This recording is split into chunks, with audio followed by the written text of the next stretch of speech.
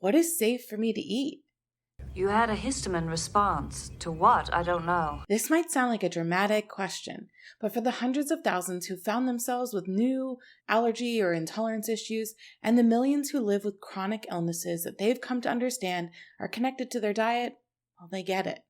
In today's video, I'm going to point you to the most comprehensive list of foods and the levels of histamine from a reputable source and explain why there is so much conflicting information out there.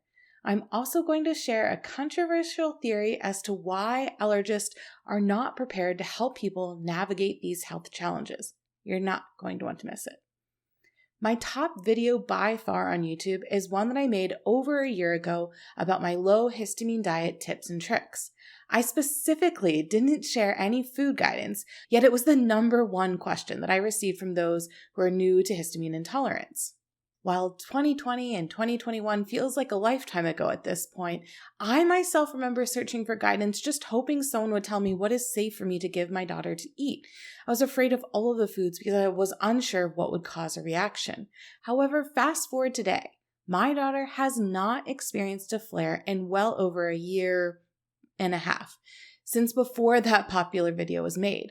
I'm very confident in our approach to healing at the root level. Navigating a low histamine diet is a short-term component of that healing.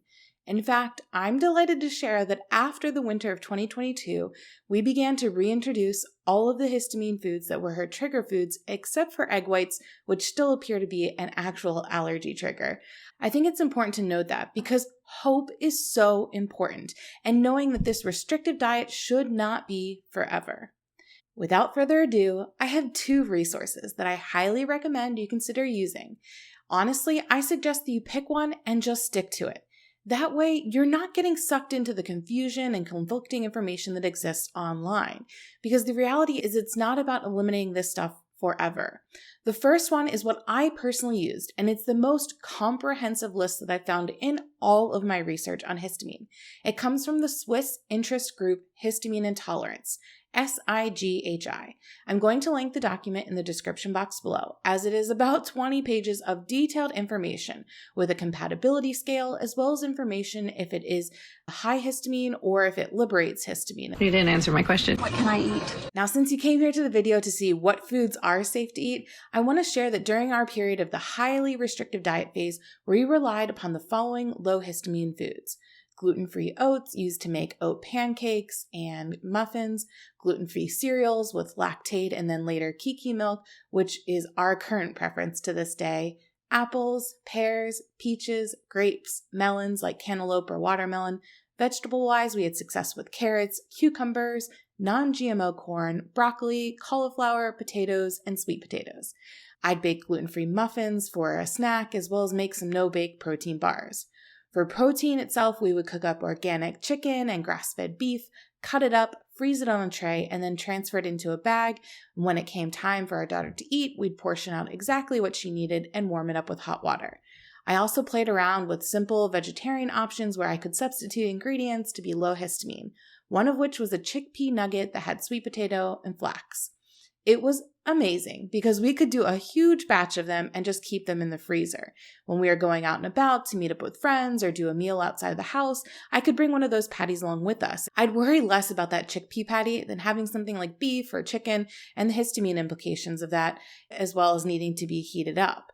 I made a mini recipe book with our top 3 histamine recipes that we could not live without, and I included it in the description box below.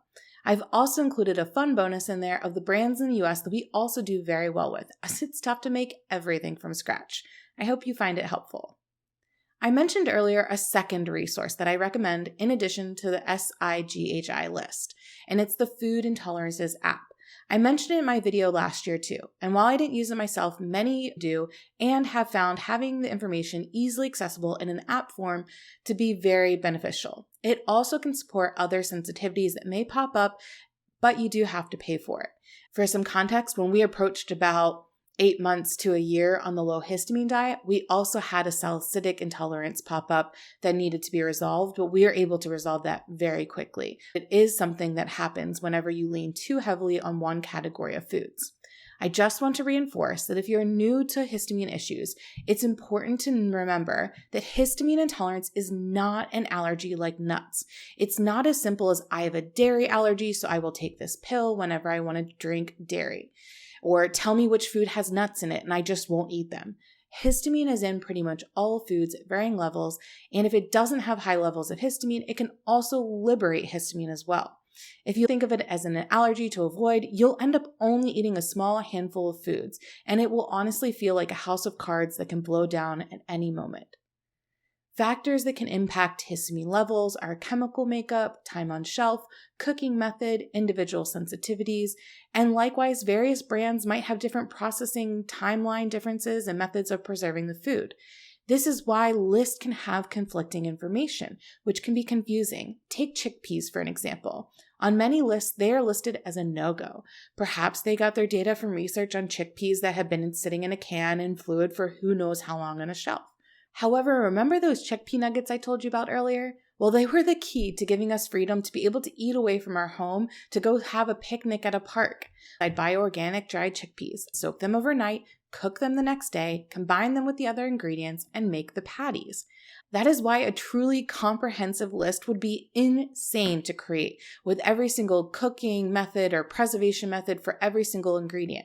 It's not realistic. And this is why I said just pick one of the list, do the best you can, and stick with it. Because realistically, you should only be doing the low histamine diet during the intensive healing period. This is not a lifestyle forever. If my daughter never had chickpeas for the year or so that she was healing, she'd be just fine. However, if she went years and years without anything high histamine, she'd very likely have some pretty significant nutritional deficiencies from such a limited diet. This is why I cannot stress enough how important it is to focus on finding what else is filling up your histamine bucket, because food is only one potential small source of histamine. And this brings me to the controversial theory that I promised at the start of the video. I believe it's time for our understanding of the histamine bucket to evolve. Anyone who has seasonal allergies, as well as anyone with histamine or mast cell issues, can likely explain to you what the histamine bucket is and why it's so important. For those of you who are not familiar, the histamine bucket theory goes like this. We all have a bucket of how much histamine our bodies can process. When the histamine bucket is full, any excess histamine consumed will cause a flare, which looks different for everyone, but commonly has symptoms such as allergy-like symptoms, chronic hives, IBS, headaches, and in extreme cases, anaphylactic shock even. However, histamine is not just consumed, it's actually something that's a byproduct of our immune and stress response. This is why it's really important to look deeper to see what is going on with your body. Maybe these symptoms aren't the enemy, it's actually your body working as a teammate to alert you that something needs to be addressed. So the first step for many with histamine issues is to try to do a low histamine diet. This doesn't do anything to drain the bucket or stop what histamine your body is creating. It simply minimizes the chance that too much histamine is added into the bucket via your diet. It's a good way to shift to neutral when you're in constant flares. If this is you, I highly recommend checking out the video about how we healed for a very transferable process for a bit of hope and inspiration that healing is possible. Now, don't get me wrong, this histamine bucket analogy helped me wrap my head around the concept of histamine intolerance. Our allergist not only missed it, but didn't even seem to understand the concept of histamine intolerance. Yeah. So even when I called back after I figured out histamine intolerance on my own, they didn't seem to believe or weren't too concerned, which was really frustrating. I should note that I'm naturally a curious person. The histamine bucket analogy is popular in all of the support groups that I'm a member of online. I wanted to find out where this term came from. And the problem is it's so popular that no one was citing the source, and there are over 11,000 references on Google alone. I did see it called a number of other things, like the allergen bucket or the allergy bucket, and many of the articles reference to a term called the total allergen load. I was able to find a scanned PDF of an article from the Asthma Allergy Shopper from 1995 that referenced both the total allergen load as well as the histamine bucket. The essential idea is that we have a bandwidth of allergens that our bodies can handle, and when we are exposed to pet dander, mold, pollen, or food allergies, we can have allergy-like symptoms flare up. This is where I start to notice a problem with this theory that is commonly accepted with allergists. There are other things that have been shown to have an impact on how full our allergy bucket is, such as hormones, exercise, heavy metal exposure. And if you look at these pictures of the histamine bucket, you'll notice a common feature: stress. Stress is something that I know rather well, both personally and professionally. One of the biggest aha moments was when listening to a 3-day-long lecture given by a doctor. He said one sentence that changed my world: histamine is a stress hormone. I had been making it my mission to control her diet, and this statement rocked my reality. After that, I made it my mission to understand how stress makes us sick, because once my daughter became so sick, it was apparent that stress was one of her main root causes. When I found the origins of stress, it was a complete paradigm shift. That deeper understanding of stress has become the foundation of stressology. I truly feel it's a part of my soul's purpose to help others understand and navigate the stressors of their life with ease. Dr. Hans Selye, the father of stress science, he defines stress as a non-specific response in the body to any demand. In more simple language, it is any demand for change on the body. You can think of stress as the pressure and the source of the demand as a stressor. Interesting, right? So now that we understand a little bit about stress, let's circle back to our histamine bucket analogy. None of us are allergic to our hormonal changes, exercise, viral infections, foods with histamine, temperature changes, conflict with a loved one, or navigating a stressful situation, but they are all demands on our body.